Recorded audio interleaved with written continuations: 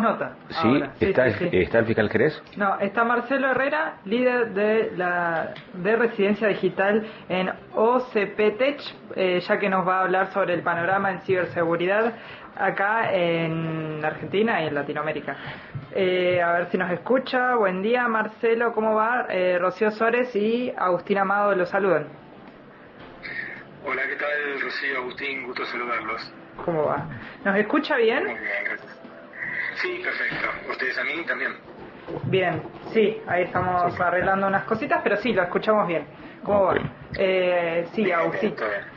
Sí, a ver, si me estás escuchando, Marcelo, queríamos conocer un poco más el panorama. Pero sí, te escucho. Queríamos conocer un poco más respecto del panorama de ciberseguridad bancaria en Latinoamérica, que entiendo que se encuentra en un punto crítico, mientras Argentina, Perú, Colombia consolidan sus ecosistemas de banca digital y fintech. Bueno, los avances tecnológicos obviamente que plantean nuevos desafíos. ¿Cuál es el cuadro de situación en este momento? Mira, hoy en Argentina estamos viviendo un momento complejo en materia de ciberseguridad, en general, ¿no? Y en los últimos años, bueno, crecieron mucho los fraudes digitales, como bueno, se conoce hoy en día en la jerga el phishing, que son las estafas por WhatsApp, SMS, ataques a home banking, o lo que se llama, bueno, el malware en celulares, ¿no? Hoy en día usamos mucho las aplicaciones para acceder vía online. Y esto se debe a dos factores, ¿no? Primero, la digitalización acelerada, cada vez más gente usa la banca online, aplicaciones móviles, y por otro lado, bueno, la crisis económica, que también eso genera que los ciberdelincuentes vean una oportunidad. Entonces ahí las instituciones financieras son las más golpeadas, porque los atacantes buscan hoy en día lo más sensible, ¿no? El dinero y los datos de los clientes. Y aunque los bancos están invirtiendo en tecnología, la realidad es que el eslabón más débil sigue siendo el usuario, que muchas veces no tiene la información y las herramientas para defenderse, ¿no? Claro. Cuando vos decís el eslabón más débil es el usuario, es cierto, porque es el más vulnerable en esta cadena y el que menos posibilidades tiene de modificar el cuadro de situación. Sí, los bancos en su momento, pero al mismo tiempo son los bancos los que a la postre, cuando esto prospera en el ámbito judicial, algún tipo de demanda o algún tipo de acción judicial por este tema, son los que finalmente terminan digamos, haciéndose cargo de los platos rotos. También es un daño patrimonial importante el que sufren los bancos, independientemente de que en primera instancia lo sufran los usuarios, los ciudadanos de a pie, ¿no? Exactamente, sí, hay daños o perjuicios, no solamente, por ejemplo, si hay un fraude y tienen que responder o robo de dinero y tienen que responder a eso, sino que también está después el daño a la imagen también, ¿no? Claro. Y ahí hay un tema importante que es el tema de la credibilidad. Cada vez que hay un incidente, no solamente se ve afectada la imagen de un banco, sino también la credibilidad del cliente, ¿no? Del usuario final. Que yo pongo la plata aquí, fueron atacados, me lo llevo a otro banco, ¿no? Entonces, ahí es toda una cadena, ¿no? De cómo se perjudica un banco, ¿no? A partir de un ataque. Está bien. A mí me llamó la atención, Marcelo, una denominación. A ver, explícame cómo surge esto de líder de resiliencia digital en OCPTech. Bien. Mira, nosotros en OCPTech tenemos distintas unidades de negocio y tenemos un portafolio amplio. Nosotros vendemos soluciones de tecnología, como tenemos presencia en toda la región, en 15 países en Latinoamérica. Tenemos una visibilidad, digamos, de lo que está ocurriendo, digamos, en general, distintas líneas, ¿no? de soluciones, de lo que es ciberseguridad, analítica de datos, etcétera. Una de las prácticas es el tema de resiliencia digital. A ver, traducido, porque a veces suena una palabra así muy compleja, básicamente resiliencia digital es esa capacidad que tiene una organización o una persona, ¿no? Para poder anticiparse, resistirse o soportar, como se dice, recuperarse y adaptarse también ante un incidente, ante un evento adverso o un ataque cibernético, podríamos decir, manteniendo, en el caso de una empresa, la operación, ¿no? Digamos, como se dice, y los servicios básicos. A ver, puede ser ya sea una entidad financiera, puede ser una entidad gubernamental, servicios públicos, etcétera. ¿Cómo surge esto? Bueno, es un punto crítico, ¿no? La resiliencia es el poder, hoy que está todo digitalizado, poder no solamente mantener el sistema en línea, sino, bueno, un posible incidente, que hoy podríamos decir que hay que estar ya preparado, porque no es si va a pasar o no, sino cuándo va a pasar, poder tener esa capacidad de recuperación.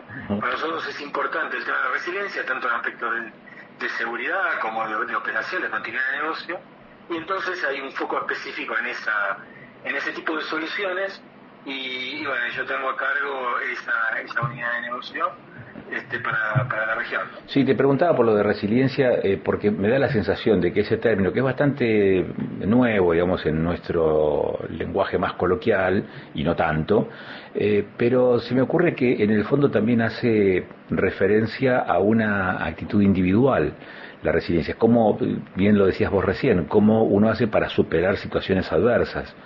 Ahí se habla de resiliencia, ¿no? Pero también tiene que ver con cómo la persona es capaz de, o la institución es capaz de superar ese cuadro.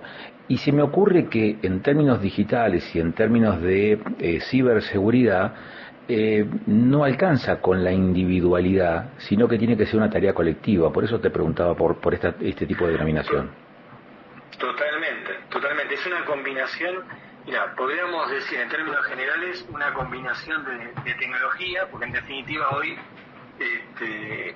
los ataques son cada vez más sofisticados y no alcanza con el factor humano, ¿no? Con que alguien esté, no sé, atento a ver lo que está ocurriendo, porque es tan grande el volumen de ataques que se dan, que necesitas del uso de tecnología y de inteligencia artificial para poder analizar grandes volúmenes, ¿no?, de información y poder detectar posibles cambios de comportamiento, cambios de patrones, posibles ataques, etcétera. Entonces es una combinación, por un lado, de la tecnología y por otro lado también del factor humano o la educación, la concientización, ¿no? Porque una empresa, por ejemplo, o un banco, justo mencionabas el tema de los bancos, no solo basta con el uso de tecnología, como decía, inteligencia artificial, poder estar atento, poder detectar, incluso poder anticiparse a posibles ataques en base a lo que esté ocurriendo, sino también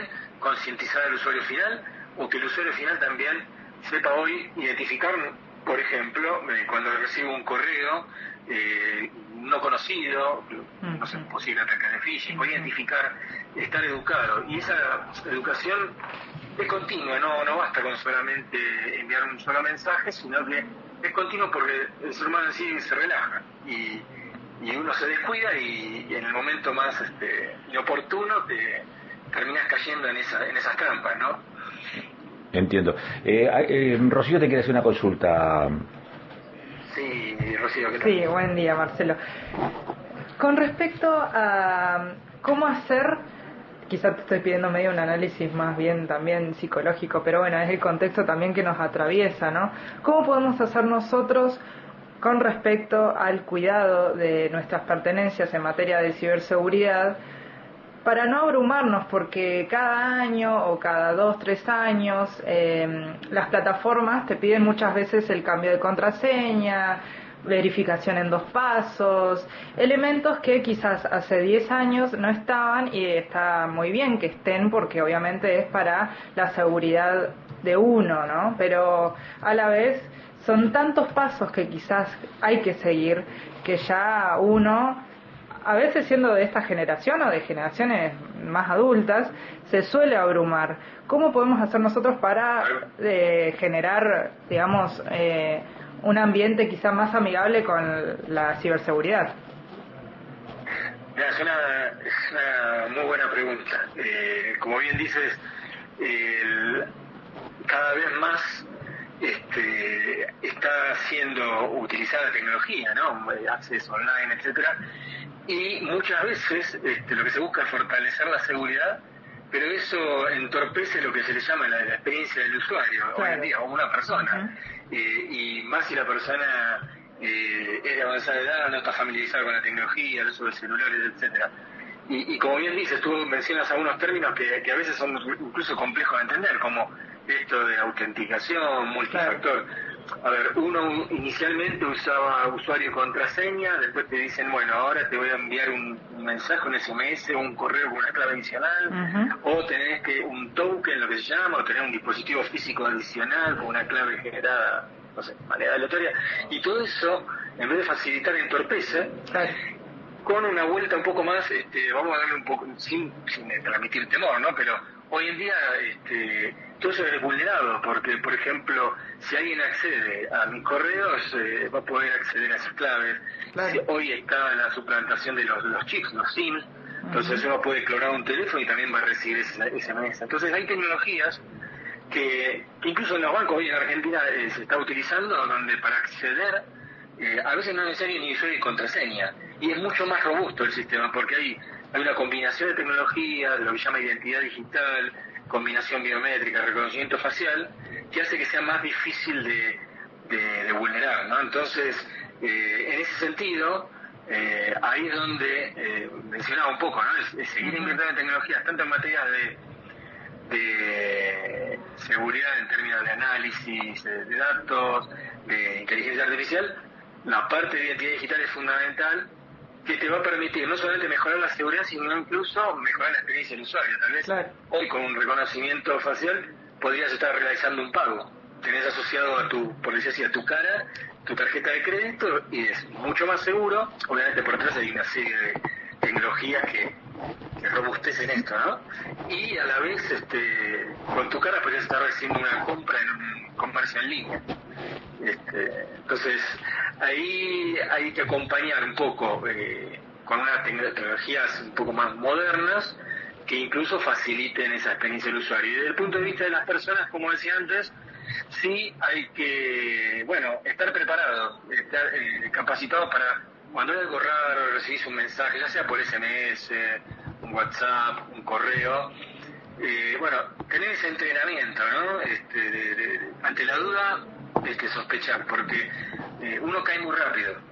Claro. Uno cae muy rápido en esas trampitas. Te llaman de la compañía de teléfono, te llamo del banco, y te hacen 2 o 3 preguntas y te sacan datos personales que después los usan para un fraude, ¿no? Claro. Marcelo, yo te quiero preguntar acerca del desembarco de la inteligencia artificial. Por ejemplo, cómo algunos recaudos de seguridad se puedan ver vulnerados, qué sé yo, datos biométricos, por ejemplo, la imagen del rostro que hoy te piden, por ejemplo, para habilitar determinadas aplicaciones, cuando podrías, a partir de la inteligencia artificial, quizás ponerlo, vulnerar, ese recaudo de seguridad. ¿Cuáles son los desafíos que se está planteando hoy por hoy la ciberseguridad, teniendo en cuenta estos avances tecnológicos tan disruptivos en este momento? Sí, el tema de inteligencia artificial, más con el tema entiendo la pregunta, el tema de reconocimiento facial y que te pueden simular, hay mecanismos avanzados, ¿no? Lo que pasa es que son tecnologías que hoy no todos la tienen adoptada, pero que hay que mantenerse al día. Porque, por ejemplo, uno podría poner una foto delante y decir, ya está la cara, te reconoce, pero hay técnicas incluso que permiten detectar personas de movimiento, que es una persona en vivo que está delante de una cámara cuando hace esa autenticación. Pero no todos hoy en día lo están usando, entonces acá el tema, generalmente las industrias que más invierten, los bancos, invierten bastante en seguridad, pero no todas. Entonces hay otros sectores, el sector público, salud, etcétera, donde estamos viendo ataques y que si no invierten en ese tipo de tecnologías nuevas, puede verse vulnerado, ¿no? Entonces acá es estar al día con las tecnologías, y cuantas más barreras o cuanto más, sin impedir la experiencia del usuario final, como hablábamos antes, pero cuanto más barreras, cuanto más soluciones o medidas de prevención tomes, va a ser mejor. Porque en algún momento el atacante, cuando ve que se empieza a complicar y va encontrando distintas barreras, se va a un lugar que sea más fácil de acceder y de robar datos. A no ser que sea un ataque muy puntualizado a una empresa en particular, sino lo que busca es acceder rápido a los datos y a dinero, sí, ¿no? Claro. Igualmente, Marcelo, creo que en este aspecto todavía uno se siente algo analfabeto, algo huérfano todavía respecto de este tipo de cosas. Sí, te entiendo, y todavía esa confianza en el uso de la tecnología y el tema de seguridad es complicado, y ahí es donde también hay que trabajar, ¿no? Por eso también un poco la concientización. Muchas veces recibimos comunicaciones de los bancos, estamos haciendo esto, etcétera, pero sí, romper esa falta de confianza es difícil. Okay. Pero es parte, digamos, de comunicación. Okay. Muchas veces vemos, por ejemplo, un banco también te dice, nosotros nunca te vamos a pedir un dato por WhatsApp o por una llamada telefónica. Pero bueno, nada, es constante eso, ¿no? Marcelo, no es una acción de una vez. Sí, Marcelo, muchísimas gracias por la gentileza, por estos minutos, muy amable, ¿eh? Bueno, nada, al contrario. Bueno, hasta luego, por favor. Estábamos hablando con Marcelo Herrera, que es líder de resiliencia digital en OCP Tech.